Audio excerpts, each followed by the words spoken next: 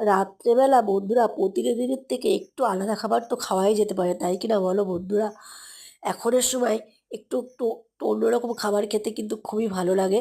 কারণ যেহেতু এখন আমের সময়, আমের সাথে আম রুটি এটা খেতেও ভালো লাগে, আম মুড়ি খেতেও ভালো লাগে।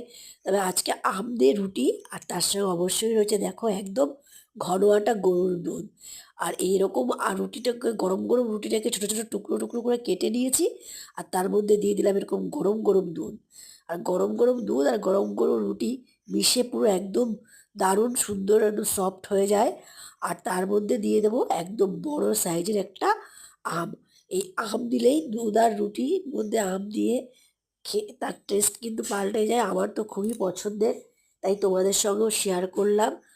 আর এরকম দুধের মধ্যে অনেকেই গুড় চিনি এগুলো খায়, কিন্তু আমিও অল্প পরিমাণে একটু গুড়ের টুকরো দিয়ে দিয়েছি দেখো। আর গুড়টা দিলে তার টেস্টটাও বেড়ে যায়।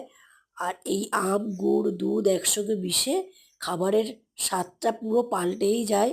এটা আমারই খুব পছন্দ। রোজ রোজ একই খাবার না খাওয়ার থেকে একদিন রাতে এটা একটু খেতে ইচ্ছা করলো, তাই খেলাম।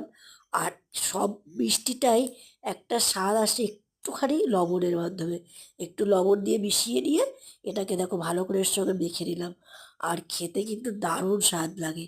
এরকমভাবে মেখে রাতে খেতে কিন্তু আমার খুব পছন্দের, তাই তোমাদের সঙ্গেও শেয়ার করলাম। তোমাদের কার কার ভালো লাগে এরকম আইটেম? যদি কারোর ভালো লাগে অবশ্যই কমেন্টে জানিও। আর আমার ভিডিওটি তোমাদের ভালো লাগলে অবশ্যই আমার চ্যানেলটা সাবস্ক্রাইব করো। আর আবার তোমাদের সঙ্গে দেখা হবে অন্যদিন অন্য একটা খাবার নিয়ে। আসি বন্ধুরা, গুড নাইট।